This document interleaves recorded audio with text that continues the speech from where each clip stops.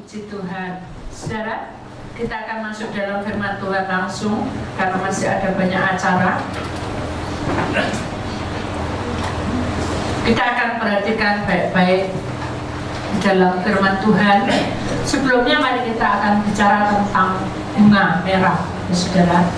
Kalau kita bicara tentang bunga merah, merah itu menandakan keberanian. Merah itu menandakan ingin maju. Merah itu menandakan satu simbol semangat di tengah-tengah kehidupan orang-orang pilihan Allah.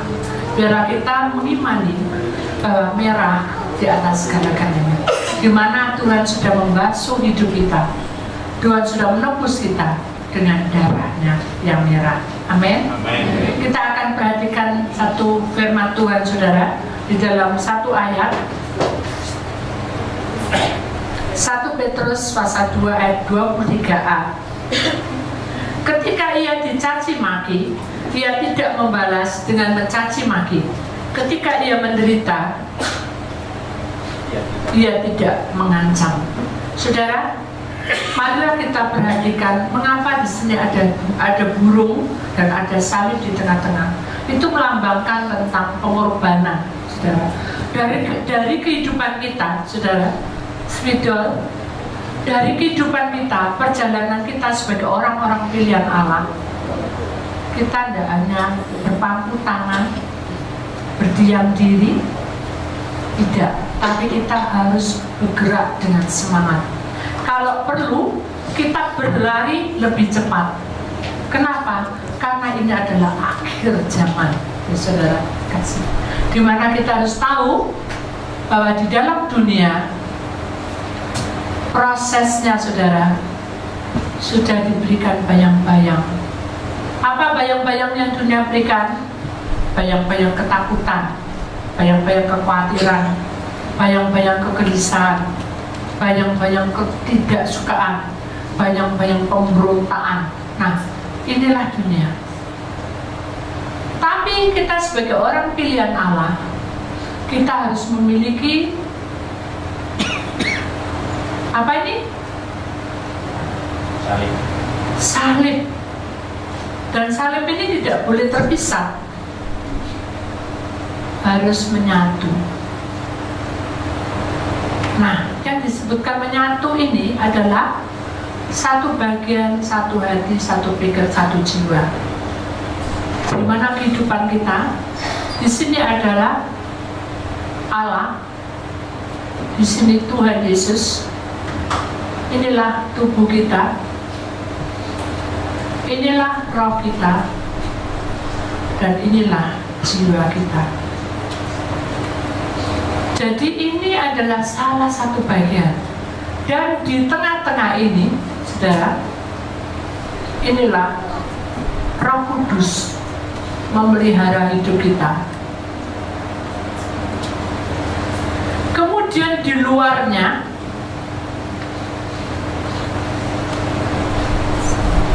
yang memberikan terang adalah para malaikat.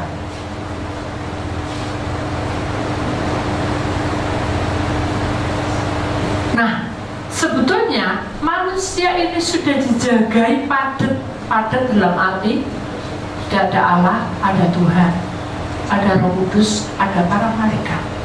Mengapa manusia cenderung untuk jatuh di dalam dosa? Atau mengapa manusia cenderung untuk diam,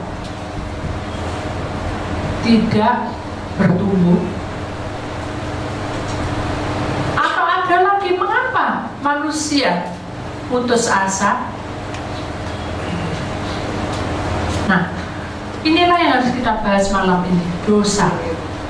Hidup kita ini, saudara, pribadi kita, tidak ada di muka bumi ini, tidak ada seorang pun yang tinggal di sini yang tidak pernah mengalami pelanggaran. Semua manusia pasti mengalami pelanggaran. Tetapi kita harus ingat, sekalipun kita memiliki pelanggaran, saudara, tapi kita harus tahu bahwa poin-poinnya yang pertama, ketika kita melanggar, ketika kita jatuh dalam dosa, cepatlah kita datang pada Tuhan, cepatlah kita sadar. Dosa ini harus dilawan dengan sadar. Sadar apanya? Sadar diri. Kalau sadar diri nanti bisa lupa, tapi sadar segenap tubuh jiwamu. Oh, ini melanggar, jangan diteruskan. Kalau saudara mau semangat di dalam tahun 2015 sampai 2019, mari kita semangat yang benar. Semangat yang benar adalah di mana kita sadar bahwa kita tidak boleh melakukan kesalahan untuk yang kedua, ketiga, keempat. Kalau hidup kita, oh aku malas berdoa, aduh aku malas berdoa karena aku punya masalah, aduh aku lemas karena begini, itulah saya dulu, saudara. Tapi ketika beban itu ada di tengah-tengah hidup saya belajar berserah, itu pasti hati kita sakit, saudara. Manusia ketika sadar, mula-mula iblis serang hati kita, kemudian pikiran kita, kemudian perasaan kita. Nah, ini loh, saudara. Jadi kita harus tahu bahwa ketika kita menghadapi masalah itu, hati kita pasti sedih, luka, terbeban, lemes, tidak ada kekuatan. Inilah hati. Tapi kita harus sadar bahwa kita punya Allah, punya Tuhan, punya Roh Kudus, punya para malaikat. Kita ini sudah dijaga dan dilingkupi, diselimuti, dan kita mestinya harus kita tenang. Tapi namanya pikiran ngalor ngidul ngetan, tahu, kesana kesini ke situ, hingga akhirnya kita mulai pakai logika. Wah, gak bisa. Nah, inilah pikiran. Kalau terus begitu, perasaan kita mulai main. Kita mulai menyalahkan, gara-gara kamu. Terus mulai aku gak mau gini. Kita mengadili seseorang. Kita ini merasa benar karena kita ini merasa aku gak salah kok, kamu yang salah. Nah, ini perasaan. Jadi saudara, kalau kita tahu bahwa itu dosa, kita harus sadar kita nggak boleh melakukan apapun karena kita tidak sempurna. Ketika murid Tuhan Yesus bersama Tuhan Yesus melewati suatu tempat di mana ada seorang wanita yang akan dirajam dan dilempari batu karena dia punya perjinan dengan laki-laki sekota itu, dan dia bukan orang pelacur. Kemudian batu itu sudah kena ke muka dia, dan kalau kurang berapa menit aja ya pasti hancur, karena sekampung sekota dia lagi serang dengan batu besar kecil. Tapi pada waktu itu Tuhan lewat di situ.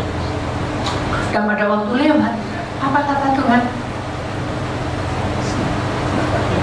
Dia melihat perempuan itu terkapar, jatuh belas kasihan dia. Inilah karakter Tuhan.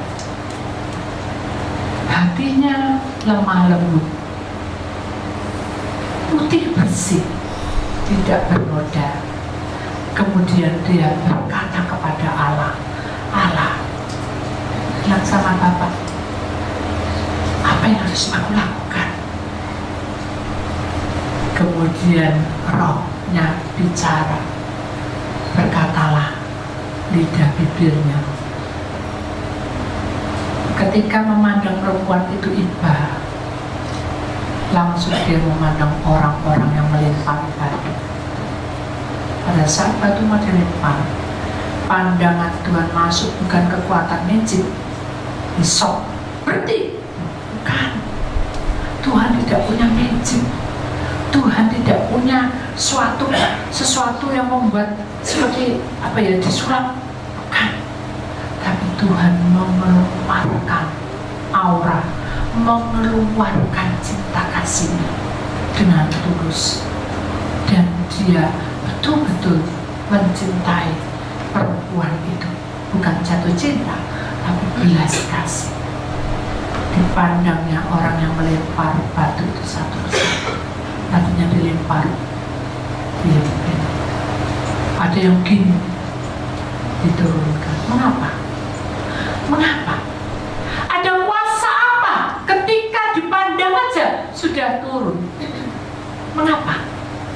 Mengapa? Sudah bisa jawabannya tahu? Kenapa? Karena kasih. Ya, karena kita punya kasih. Kasih itu mengalahkan semuanya. Dipandang tok sudah, bukan di magic. Dipandang tok, langsung kendung sudah kemarin. Dan dia mulai tunduk. Semua tunduk. Tapi orang yang emosi, benar? Orang, bapak-bapak, orang yang emosi, yang amarah, yang pendendam, yang pemberontak, yang tidak pernah puas, dia langsung lemparkan saja, lemparan bunuh saja. Dan saat itulah Tuhan menghampiri orang itu, bukan dikapok, bukan pukul, dia hanya memandang dengan belas kasih. Justru Tuhan mengasihi orang yang emosi tadi. Begitu, dan dia berkata, baiklah, kata Tuhan, tenang Tuhan, sudah, baiklah. Kalau kalian, dia tidak menuduh, ini sikap Tuhan. Baiklah Pak, kalau kamu, tidak, baiklah. Kalau kalian semua mau merajam atau melempar batu dengan perempuan, silakan, kata Tuhan. Tapi aku ingin bertanya pada kalian, adakah di antara kamu yang tidak pernah berbuat salah? Adakah kalian tidak pernah melanggar? Jikalau kamu tidak pernah melanggar satupun, silakan lempar ke batu. Ambil batu dan lemparkan ke perempuan sampai mati, meninggal. Ada saudara, umpama saudara yang mau melempar karena perempuan itu najis. Terus Tuhan bilang begitu. Saudara mikir apa? Aku yang bujuk gini maling, nyolong nih uangnya papa, pencuri. Aku udah bohong sama istriku. Aku juga ngambil uang gini. Semuanya tidak ada yang benar. Aku barusan marah. Hanya mereka satu-satu pergi. Itu loh saudara. Jadi ketika kita punya perlindungan, salib, mengapa kok dikasih tanda salib? Karena kita ini hidup tidak bisa bertahan tanpa memandang salib itu. Karena di dalam salib itu ada satu kuasa, di mana di dalam penderitaan ada kemenangan menanti kamu. Di mana ada suatu beban dalam hidupmu, disitulah Tuhan mencurahkan kuasanya kepada kamu. Jadi saudara, di tahun 2016 sampai 2019, jangan pernah mengata-ngatai orang dengan perkataan apapun, walaupun saudara benar. Terus mulai seimbang gini, jangan. Itu nanti ada kutuk di atas kepala kita, karena iblis lagi memintai orang-orang benar.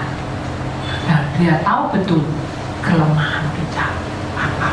Suka marah, suka bodoh, suka mangkel, suka nilai-nilai orang, suka banding-banding orang, sangat berbahaya.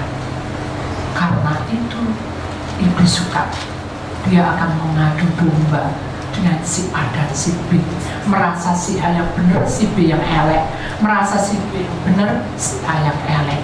Itulah yang Tuhan ingin, supaya dengan jalan salib ini kita sadar bahwa kita tidak boleh masuk dalam dosa. Langkah kedua, diam, tidak bertumbuh. Wes sembuh karepmu, wes sembuh karepmu, tapi tidak berkembang. Contohnya apa sih Bu? Tidak berkembang itu apa? Kita telepon, tidak ada di sini, di luar negeri banyak. Halo, ya, mari, ya, datang ke tempat pelepasan, Pak. Oh, di mana tuh Bu? Di Jombang itu Atarkonnya. Tapi kalau di Surabaya itu tidak ada Atarkonnya. Waduh, jauh Bu, Jombang. Waduh, saya tak di Surabaya yang deket-deket aja. Oh ya silakan, nggak apa-apa. Kalau namanya hamba harus belajar kayak Tuhan Yesus kan, sabar. Kita juga sabar sebagai bapak, sebagai istri. Ya sudah, silakan. Rebu pertama datang.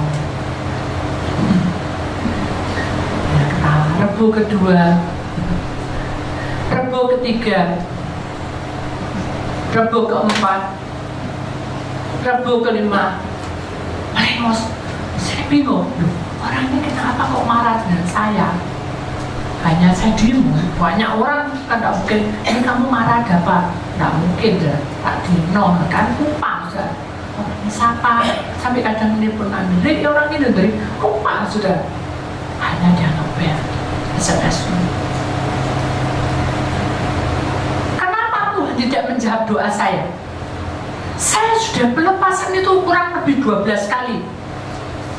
Mengapa Tuhan tidak adil pada saya? Berarti Tuhan sudah membenci saya karena saya punya salah dosa begini-begini. Nah ini namanya dia tidak peduli, menuntut dan tidak mau tahu mengapa. Akhirnya saya bilang, tolong hubungi saya. Hubungi saya. Jawabnya, terima kasih atas perhatiannya. Gitu. Terus saya hubungi, tidak diterima. Besok tak hubungi lagi, tidak diterima. Besok lagi tak hubungi lagi, tidak diterima. Ya sudah, 3 kali kan saya lepas. Terus akhirnya suatu malam jam 3 saya sampai kebingungan. Ini bandnya di mana? Teleponnya itu ada di dalam tas di lemari. Jadi kebingungan saya. Teleponnya. Hari itu saya coba betul. Akhirnya saya tahu bahwa ada di lemari. Saya buka, oh sudah ada 12 lebih. Ya, mungkin bisa 20 kali. Saya terus hubungi lagi. Tolong dihubungi saya kan takut mengganggu. Tak lihat sudah jam 1 jam jalan. Jadi sudah jam 3:30. Tolong dihubungi saya. Tak dijawab. Begitu saya taruh, baru saya sudah tak tunggu setengah jam. Itu pun bunyi. Saya lari, saya terima. Kok lama tidak diterima teleponnya? Saya bilang, waduh saya ambil situ tidak ada, situ ambil situ dihubungi saya tidak ada. Kok bisa kayak gitu ya? Jadi Tuhan itu tidak sayang sama aku. Nah, dia tidak peduli. Jadi sering menyalahkan diri sendiri. Itu namanya diam tidak peduli. Sudah bukan seperti itu kan? Jadi kalau telepon tidak bisa, kalau kita janji tidak bisa, harus sabar. Tidak apa-apa, 20 kali, 30 kali, asal tidak boleh seperti ini, harus bertemu. Akhirnya dengan dia bilang, saya bilang gini, sekarang kita berdoa di atas wajah. Aduh Bu, Jombang itu jauh sekali. Terus nah, kamu mau kemana? Saya mau ke Semarang. Semarang sampai Jombang dekat mana? Ya dekat Jombang, tapi menurut saya sangat jauh Jombang karena tidak ada hubungan apa-apa. Kalau Semarang ada pacar saya. Saya dalam hati saya, itulah manusia ya. Oh jadi kalau pacar, ujung bumi itu dekat ya. Tapi kalau untuk doa sulit ya. Enggak begitu Bu, Ibu salah sangka. Ya enggak apa-apa. Yang penting sekarang kamu mau pasak ya. Aku mau supaya kamu ada di atas kau. Ya wes tak cobain. Ikut Tuhan enggak boleh dicoba. Ikut Tuhan itu harus dia dan amin. Ya, amin. Tapi Bu, jam berapa Bu mulainya? Jam 7 malam. Sampai jam berapa Bu? Ya kurang lebih kalau penuh bisa jam 11. Teriak, saya sampai kaget, banter, perempuan, banter. Saya sampai kaget, ya. Kenapa? Bu, biasanya ibadah itu Bu ya jam 7 selesai 8:30 Bu. Mana ada ibadah jam 7 mulai, itu kok sampai jam 11? Ngapain Ibu korban lama-lama? hati saya, aduh, gimana ya Natasi? Saya bilang gini, saya khotbah cuma setengah jam, 1 jam, paling lambat 1 jam, paling lama 1 jam, tapi paling cepat 3-4 jam. Loh terus ngapain lama itu? Itu doa pelepasan. Loh Bu, nggak perlu Bu repot-repot. Doa pelepasan tuh gimana Ibu? Satu-satu. Loh Bu, nggak perlu Bu. Gini loh Bu, saya sakit di kelompok no sakit. Terus saya punya masalah di kelompok no punya masalah. Terus nanti ya, nanti ada yang punya masalah pacar semua pacar. Nah, lihat 3-3 maju. Wah itu perlu dicek lagi. Nah, saya bilang, saya mau pelepasan tuh kamu mau Pak aku. Bu, saya kan tinggal memasuki aja. Jangan sekarang maju Bu, jangan mau Bu, kayak itu, kayak di desa katanya.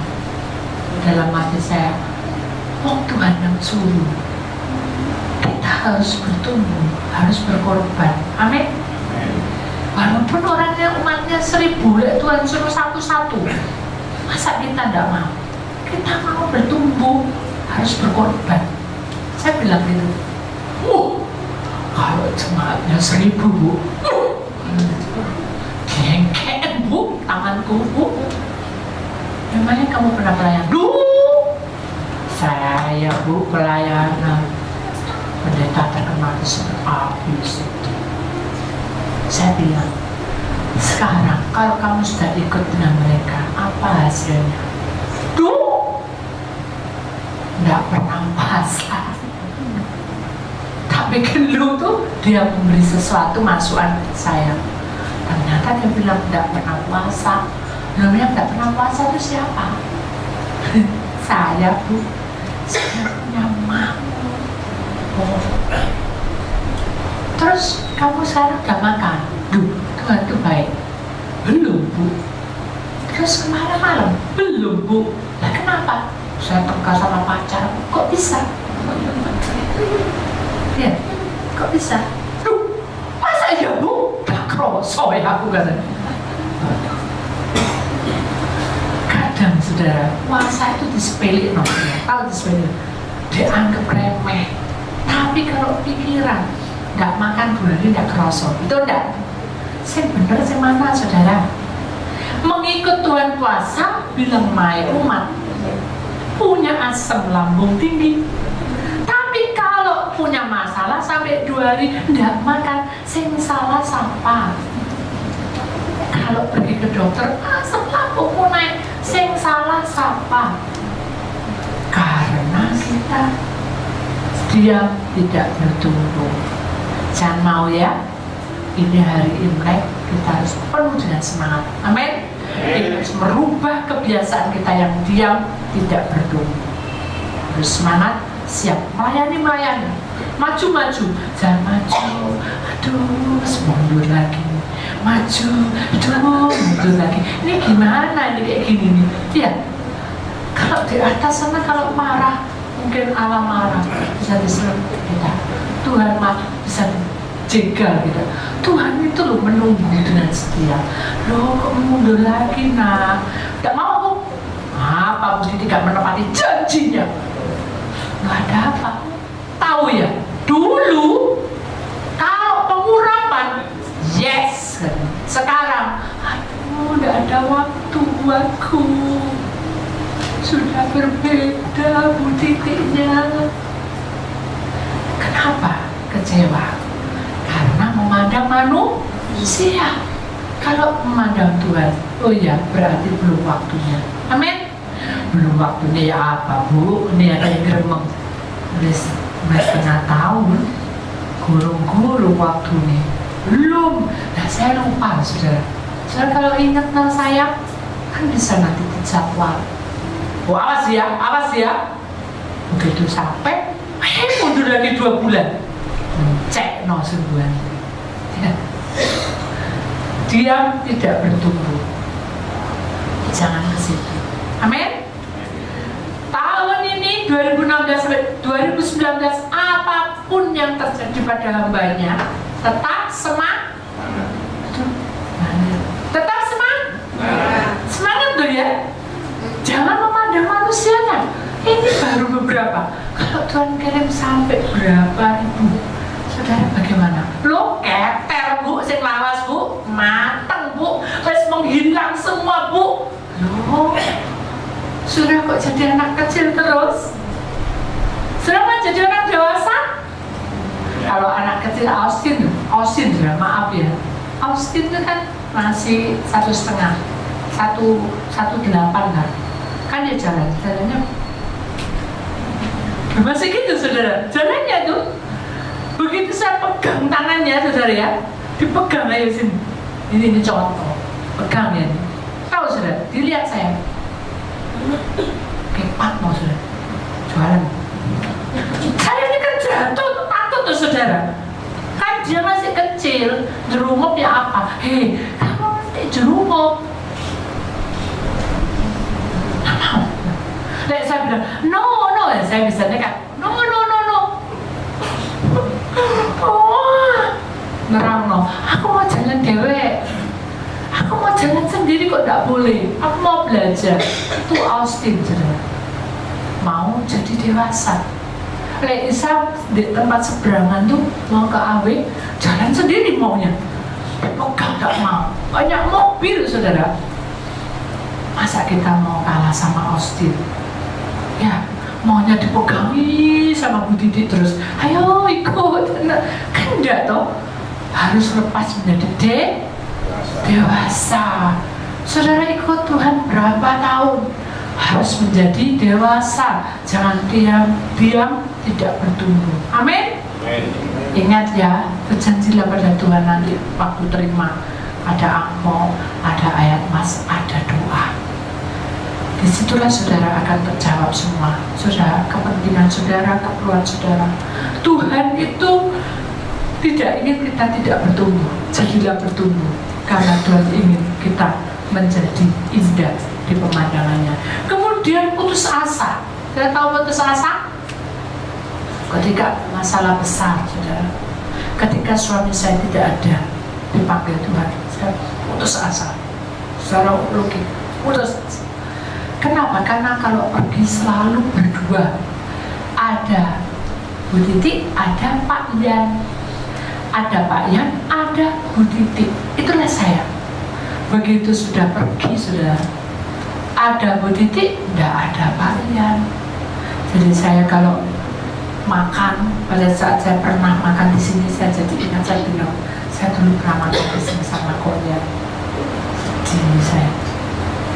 Terus nanti apalagi ingat ya, ada kursi roda yang clearnya sama, tempat duduknya sama. Saya nangis lagi, aduh ini kursi rodanya suami saya. Terus ada lagi orang duduk, ternyata orang kalau sakit tuh memang cerewet, sudah marah-marah tuh. Saya ingat Koyat kalau marah-marah dengan saya tongkat. Jadi saudara, saya pasti akan merasa down. Kenapa? Karena di dalam pikiran saya, hati saya sedih, pikiran saya main, perasaan saya main. Aduh, kenapa aku kok ditinggal sama Koyat, kok sedih. Kalau saya punya itu, saya tidak akan maju. Allah sudah memberikan kekuatan pada kita supaya kita berjalan. Tuhan mengizinkan kita buka jalan, tapi kita berdiam diri, kita banyak dosa dan kita putus asa. Bagaimana Tuhan tolong kita? Ayo semangatlah, karena tubuh roh jiwamu ini perlu Roh Kudus mengurapi hidupmu, digodok ya, diurapi sehingga para malaikat itu bekerja sama dengan kita. Jadi saudara, pada intinya jangan saudara melihat ke kiri ke kanan, oh itu lo udah datang karena ini, oh itu udah datang, biarkan mereka lewat, doakan mereka. Jadi kita tidak perlu menghakimi siapapun, karena Tuhan punya rencana. Oh sekarang di tempat didik baru-baru semua, itu urusan Tuhan. Amin. Jadi saudara tidak perlu menghakimi siapapun, yang penting saudara datang bertemu dengan salib Tuhan. Tuhan akan menguatkan hidup saudara, bukan hanya sampai hari ini, tapi sampai rambutmu memutih, sampai kamu jadi orang pikun, sampai kamu pong semua. Tuhan tetap cinta pada kita. Amin. Dia selalu menjaga kita, tidak akan kekurangan satu apapun. Kenapa? Karena Dia hidup di tengah-tengah kita, dan Dia mau bekerja, mau bersatu, mau memberikan penjagaan, bukan hanya 1000%, tapi seluruh hidupmu, nafasmu, hidupmu, kekuatan Tuhan akan melingkupimu. Jadi saudara, biarlah putus asa dibuang jauh-jauh. Loh ya apa Bu, tidak putus asa, aku ini habis begini. Loh ya apa Bu, ini begini. Saudara, jujur saya bicara juga, kalau saya dengan perasaan saya, dengan pikiran hati, pikiran dan perasaan saya pasti tidak akan begini di sini saudara, karena beban ini berat. Tapi kalau saya memandang salib Tuhan, walaupun saya beban berat, saya melinangkan air mata, Tuhan tampung di kirbatnya setiap tetesan air mata kita, setiap tetesan air mata kita Tuhan tampung, bukan dibuang. Austin kalau nangis, saudara, dia mewek-mewek, saya yang mengusap hati saya ternyuh, saya peluk dia. Nggak boleh nak, nggak boleh itu air panas sayang. Rasanya pengen tak beritahu ya apa, benda nangis terus, saudara. Saking bingungnya, satu hari nangis terus, saudara. Mungkin badannya nggak enak, saya ajak keluar nangis juga. Jadi nangis saja loh, itu cukup, saudara. Rasanya rumisi, tak hibur ya apa caranya supaya Austin tidak nangis. Itu seorang emak, aman, bukan seorang papa atau mama. Lebih lagi, apalagi Allah yang menciptakan kita nangis. Dia tidak ingin kita menangis. Jadi saudara, pada intinya kita harus sadar bahwa salib itu menjadi bagian kita. Mengapa di situ ada burung merah? Itu burung Raja Wali. Ya, kita akan terbang tinggi bersama urapannya. Burung Raja Wali menandakan urapan. Penyertaan Tuhan itu menjamin hidup kita, dan Dia ada di tengah-tengah kita ketika hidup kita berserah kepadanya. Dan jangan memandang apapun. Kemudian kita lihat lagi slide selanjutnya. Kita perhatikan dalam 1 Petrus 23b, tetapi ia menyerahkannya kepada Dia yang menghakiminya dengan adil. Sudah perhatikan di sini, mengapa ada wajah Tuhan Yesus dan di dalam hati ini ada duri, hatinya ada duri, saudara. Kenapa? Karena penderitaanmu, beban beratmu, urusanmu yang membuat kamu stres, depresi, Tuhan sudah ambil semuanya, sehingga mengeluarkan lidah api. Ini lidah api, saudara, yang akan mengurapi hidup kita dari ujung kepala sampai ujung kaki. Jadi semangatlah, karena Tuhan ingin hidup kita semangat. Hari ini kita mau masuk dalam perjamuan suci. Mengapa kita ada perjamuan suci setiap hari Imlek?